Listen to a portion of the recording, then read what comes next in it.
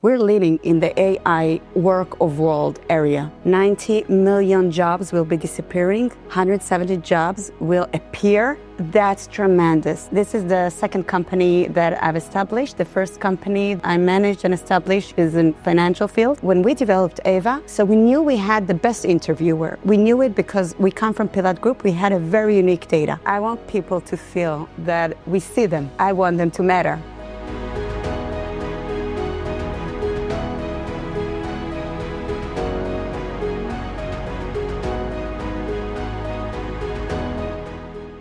And welcome back. My name is Daniel Sanchez, CEO and founder of Reekolect, and we're here filming today the Digital Legacy Podcast at the exclusive Rice Estate in Turner Hill. And I have a phenomenal and fantastic and very special guest speaker with us here today, Shira Spetter. Shira, thank you so much for joining us today here at the podcast. I'm very excited to be here today. Absolutely. Thank you so much. So Shira, let's dive in, and quickly to get the audience to get to know you a little bit more. Could you give us a little bit about your career, about what you've done? Just a quick introduction. Yeah, sure. I'm Shira Spetter. This is the second company that I've established. The first company that I managed and established is in financial field. I come from computer science. My MBA is in AI and big data. And 2.5 years ago, I co-founded together with another two co-founders with me, Zohar Mamon and Professor Did my mom. We co-founded I-VERSE. And I-VERSE does something that I find amazing. And it's a platform that connects top candidates to top companies with a very smart AI interviewer inside. And I'm a mother to 3 teenagers. Beautiful. So I think that I combine both. Also, I love what I do at work. I love what I do at home. Amazing, amazing, amazing. So Shira, let's dive into that. So first of all, amazing accomplishments. Right off the bat, let's touch on a couple things that you discussed. First of all, the beautiful fact that you're a mother. How have you been able to balance being a mother to 3 and at the same time an entrepreneur and businesswoman that's been so successful? Okay, it's a tough one because balance for everybody is different, but I can tell only what helped me. So first, I think that my family is very involved, like with everything I do. They're part of it. So I don't feel really there are 2 sides to it. Like my job, I love my job. I love what I do. And it's part of the house. And my kids and my husband and everybody is involved. Also my friends and also my colleagues. So I really have fun by doing it. So I don't really feel that I have to balance the whole time because I feel that it's like, it's me, you know? It's together. It's 2 parts of me that get along. And I do find time, like quality time with my kids. And when I do the job, I do it separately. So it also helps me like do both. And I think another thing that I learned about myself, that when I have to focus on something, so I take separate time. I only do 1 mission at a time. So I tell everyone around me that I have to focus now on that. Take my 3 days, finish it up, and then I go to the next thing. Very powerful. Very powerful. So it sounds great. So it sounds like your family really is supportive and they truly understand. And I love that. There's a moment where you say, okay, I need to focus right now. I need this time. Allow me to do this so that, I can grow and so on. So that's very powerful. I'm sure, there's been tough moments as well. And last question on this, when we're discussing women that are, there are different levels of success, but as they're coming up during that way, any advice or recommendation that you would give to them between handling the stress of being able to raise children in the right way, but at the same time, taking that moment to focus on their career goals and focus on what they're dreaming? Any advice that you would be able to deliver to them? So first, I truly believe that my kids see a good example. Well, I grew in a house that my mother didn't work. And it took me time, I was last year, I was chosen to 40 under 40 of Globes. Congratulations on that. Thank you. And I think the best reason that I got chosen is that I made a real jump when I was very young and I accomplished fast. And one thing I think my kids see is that I'm proud of it. They see it at home. They are proud of it. But I want to tell you another thing. I believe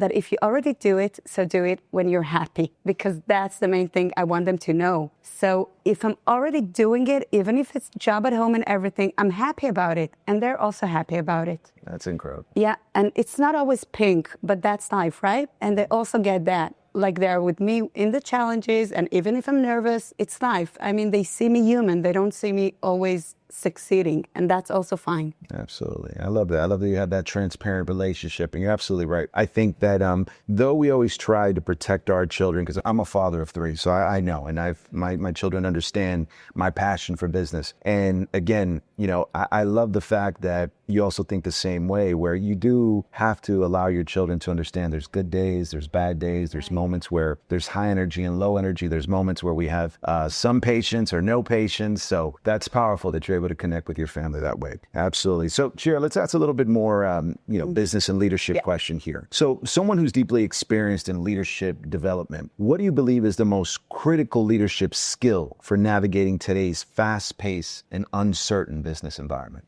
The most important skill? Flexible thinking. Flexible thinking. Could you elaborate a little bit on that? Yeah, I think the world today is changing. We're living in the AI work of world area. And we see that the transformation that is being made, like 90 million jobs will be disappearing, 170 jobs will appear. That's tremendous. That means that what our kids are learning today will not be relevant for tomorrow, right? But one thing is very important. If they have flexible thinking, they could learn everything quick. They could do it in a minute, and they could adapt to the new situation. Now we're living in Israel, so it's a state that we learned this. We learned to be very flexible. We learned that today could be one thing and tomorrow could be different. But I say in business, when we started when we developed Ava, so we knew we had the best interviewer. We knew it because we come from Pilat Group. We had a very unique data. But what we also believed from the beginning, that it could be a unicorn because of a very special business model that we created, but it created with the time. And one of the things that happened is that we let ourselves always learn. Like when we went to the product market fit, we understood that our customers needs more. And that's why we realized that this business model could be much better one. We don't only give them interviews, we give them candidates. We could give them whatever really does. She connects candidates from all kinds of countries. She evaluates some thousands of candidates in a day, and she brings the organization the top candidate. Now, once we understood they need different things, we made a refocus, and we shifted the ship to there. And I think that the flexible thinking in leadership is the most important attribute that someone needs in this kind of world. Wow, that's very powerful. It's very powerful and profound. Absolutely. I think that anyone that doesn't understand how to pivot and change directions in a new way and embrace the change won't be successful in it. So that's amazing. Okay. Now, talking a little bit more about AI, with AI rapidly changing the whole skill landscape, how can organizations best support their teams in adapting new technologies while maintaining a culture within the business of empathy? What do you feel they could do for that?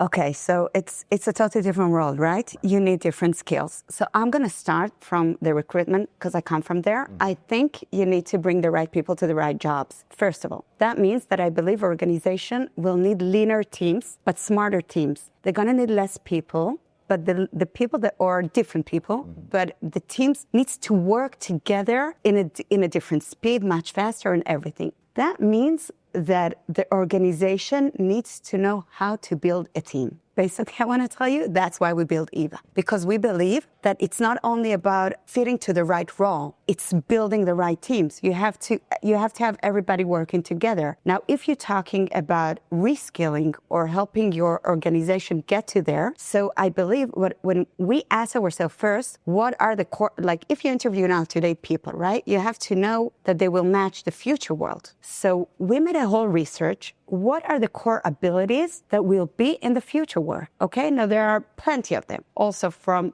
different dimensions, okay? Cognitive dimensions and performance dimension and organizational culture and everything. And there are lists of about 25 core abilities, okay? Let's say how to know to solve complex problems. Complex problems today come to every team, okay, from bottom till top, okay? Or learning ability, like you have to learn really fast new technologies.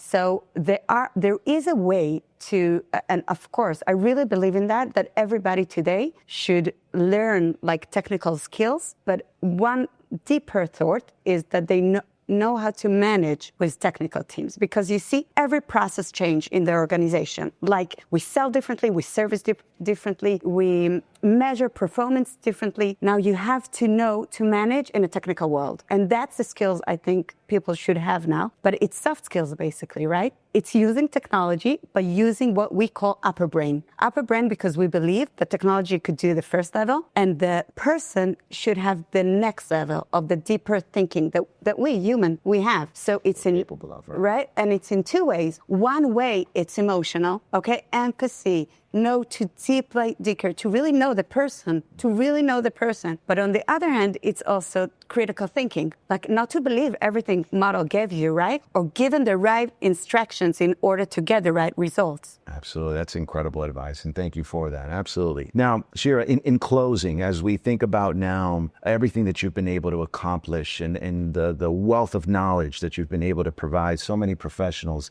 taking your advice, thinking about your own legacy, how do you want to be remembered 50 years from now? That's a strong question. It is. Right? Very profound one. So you could take your time, but let us know. I want to be remembered, but letting people being seen. I want people to feel that we see them. I want them to matter. I want them to make so many employees. They don't feel that they are being seen. Companies don't get them, right? Companies, and I want to tell you something about myself. I didn't have the right resume in the beginning. I didn't have all the things needed to my first work. But Zoha, which is the co-founder I work with him today, he saw my potential. So he saw that I'm talented and he gave me the opportunity. And from then on, I really noticed that what people really need is to fulfill their potential by being seen, by truly knowing what they can do and truly having, you don't need many people, but you have to have one person that's going to see you. And I'll tell you one more thing. My father, when I grew up, he thought that there is nothing I couldn't do. And today, I feel that every time I need to do something new and I have to have, the ability to do that, I have his imagination in my head, like a small kid, that he knows I'm capable of doing that. So first, I want to be remembered by my kids as somebody giving them the opportunity to be seen. But also, I think what Eva's vision really is to see the person. When we interview, I don't want to look at the resumes. I don't want to make sure that he passed it. I want to bring every person the same opportunity to get the job. And I believe that there's so many talented over there. We just don't know them. That's discovered, right? Right. They're undiscovered. And I think that's what I want to be remembered by. Wow. That's absolutely amazing. Well, Shira, I want to tell you, thank you so much for coming on the podcast. We truly do appreciate it. If anybody, opportunity. Of course. And if anybody wants to know more about you or more about Ava, where could they go? So first to my LinkedIn, Shira Spetter. And second to our website, it's I-VERSE.online. And I'm so happy for the opportunity. Thank you so much. Thank you so much again. All right. Thank you so much for joining us and have a great time.